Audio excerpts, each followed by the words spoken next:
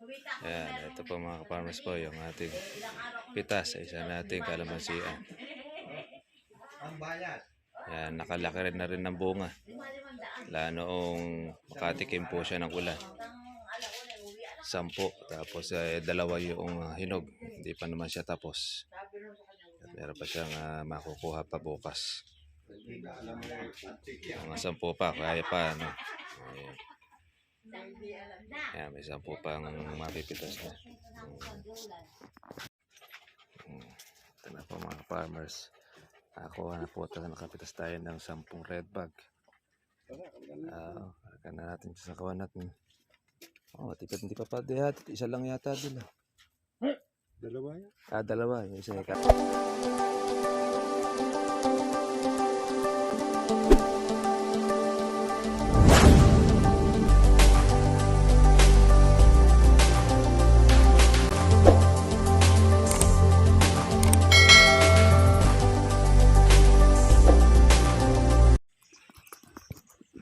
Saan na kayo mga ka-farmers, mga ka-trivia?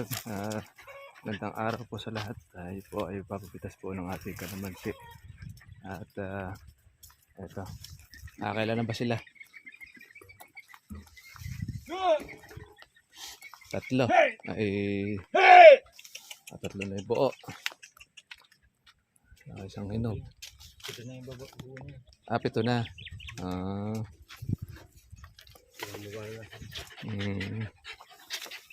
Makukuha ba 10? 4 ito ang buo. 4 yung ambo. At least naman lumaki yung bunga. Sadsad pa lang eh. Yung 30 dyan hanggang 25. Makuha naman. Okay na rin. Napayari na buha. Kaya hindi po ibok na. Sabihin niyo kay Boknoy kinukuha na rin. Balak-balak na. Balak na. Pagka hindi masusunod. Napayari. At least nga naman may safe na. Okay na rin. Yes, 1 month pa. Rating ko lang din. Hindi na ako sa bahay.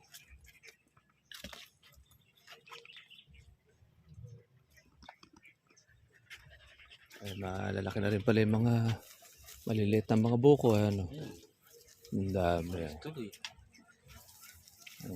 Ito yung mga susunod niyan. Yung mga dulo. Kaya nga, lumalabas pa yung mga bulaklak. Kumpul-kumpulan. Dami niya. Yan ang magiging saksa uli. Pressure lang eh. Oo, kainaman yan. Walang masyadong maraming alaga. Kapatapasok lang. Kaya mga ka-farmers po, yung ating kalamansi. Papapitas po tayo. Kailangan na po nating kunin na dahil nakakaroon na po siya mga trivia po ng balat chiko. Kasi pagka po dumilaw yung kalamansi, lalo pong mawalan po ng presyo. Kaya kailangan na po natin kunin na yung mga po pwede. Hindi bale, medyo mababa siya mga ka-trivia. Taga pong ganun dahil kuhan po ang kalamansi.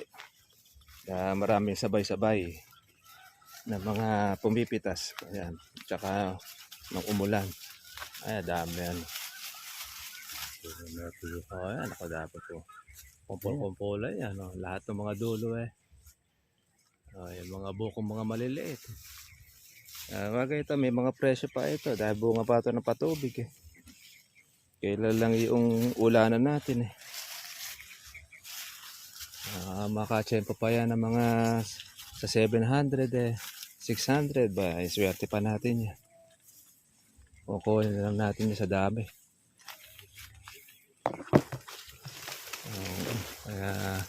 Meron pa naman tayo makukuha niya na mahahalaw.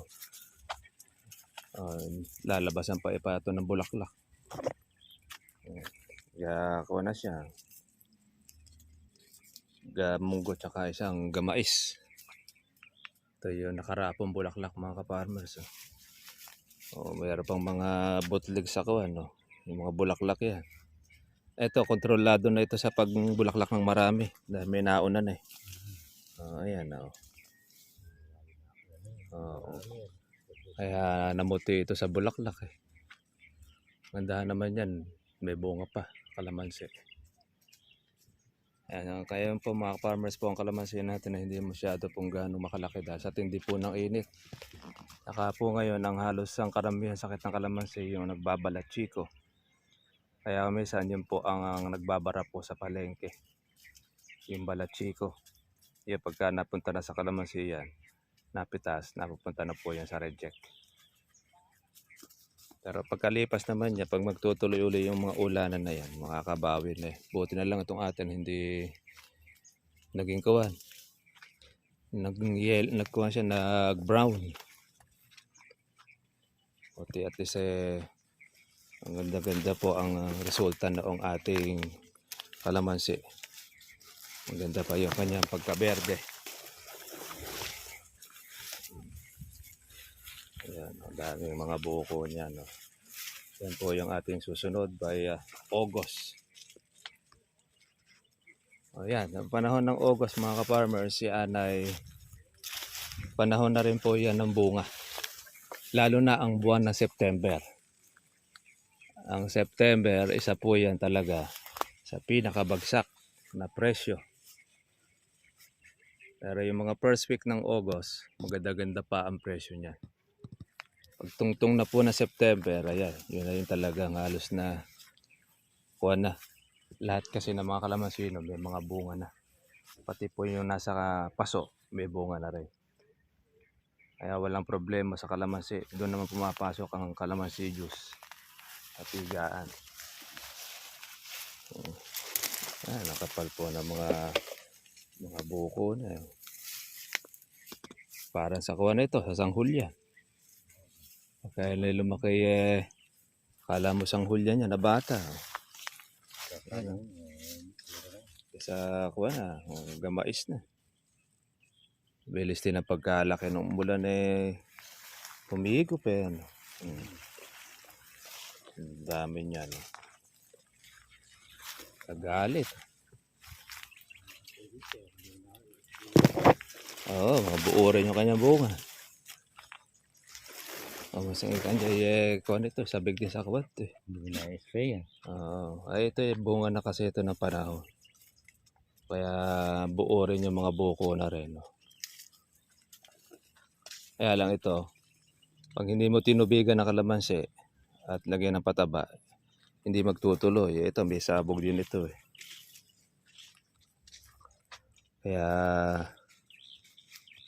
yan ang mga bunga rin po ng patubig. Yan yung panahon na nagmahal po ang kuha natin, purudo. Noong time na yan, nasa 140 ang kurudo natin. Kaya napakamahal po ng maintenance ng kalamansi. Kaya baka sakali ito ay magkaroon pa ng presyo ng ating bunga. Meron ba tayo mga dilaw? Sobra. Yeah, yan may ikukuha natin. Paikuha mo nga sa red bag at bibigay doon sa pinsan natin. Ito, salin dito. Yun.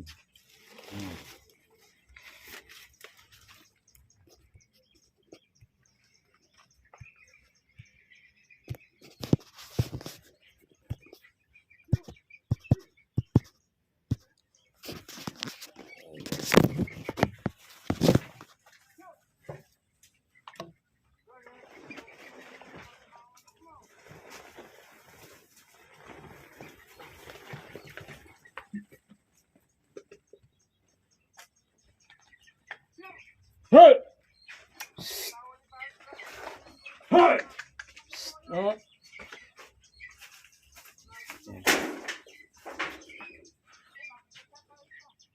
Hey! Hey!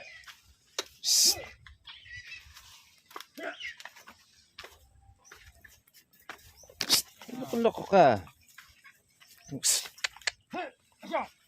Huli ka ng manok ha.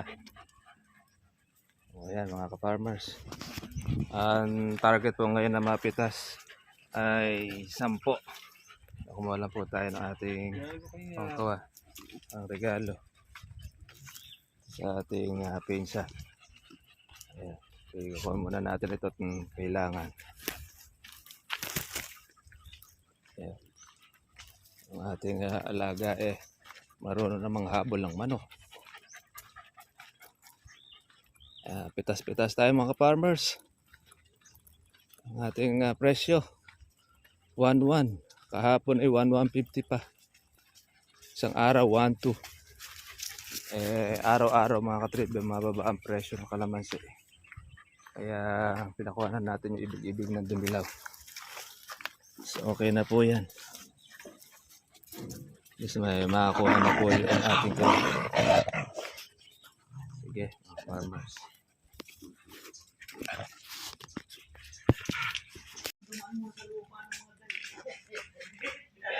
Magalong-galong na itong langka.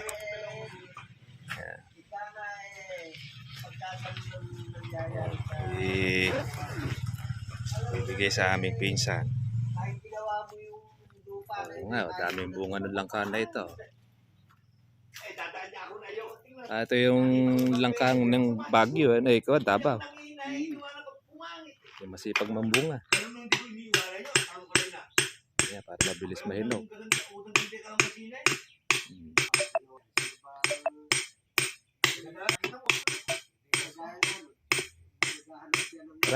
Sa bagay, marami rin lamukot yan. Oo. Yung nakain natin. Ano yan? Yan yung imported. Ay, lahi. Yun. Ito yung isa rin imported din natin. Ay, takap mo. Oo. Pag rin balang ka na lumalang kalahating sa. Basta pa yan. Susunod.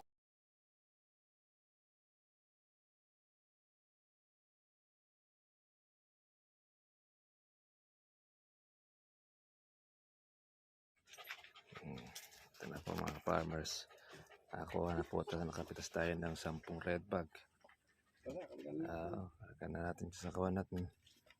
Hindi pa pa dihat. Isa lang yata dila. Dalawa yan? Dalawa. Yung isa yung kampo. Pwede pa na.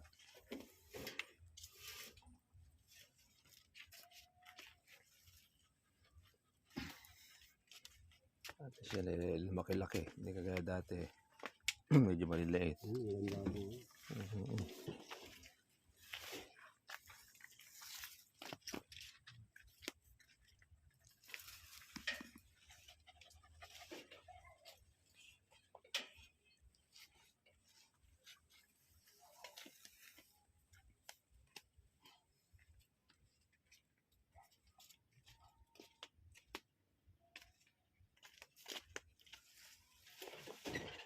Diba lang ang init ngayon, ano?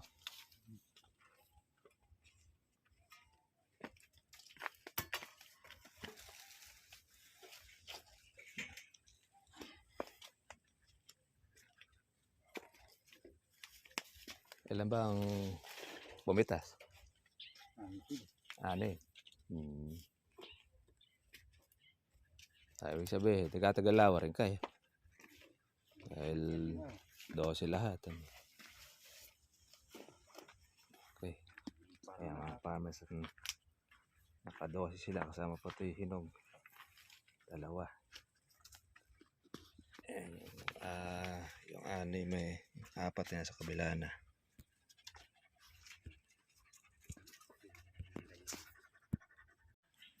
Ayan, ito po mga farmers po yung ating pitas sa isa nating kalamansian. Ayan, nakalaki rin na rin ng bunga. Noong makatikim po siya ng ulan. 10, tapos 2 yung hinog. Hindi pa naman siya tapos. At meron pa siyang makukuha pa bukas. Mga 10 pa, kaya pa. Ano? Ayan, may 10 pang mapipitas na. Ayan mga katribya. Kaya pinuha na po natin yan. At least po yun hawak na po natin yung presyo. Tumaas man at bumaba. At least okay na siya. Okay, mga farmers, kita na po bukas. God bless nyo lahat. Bye-bye. usapan po ng mga matatanda.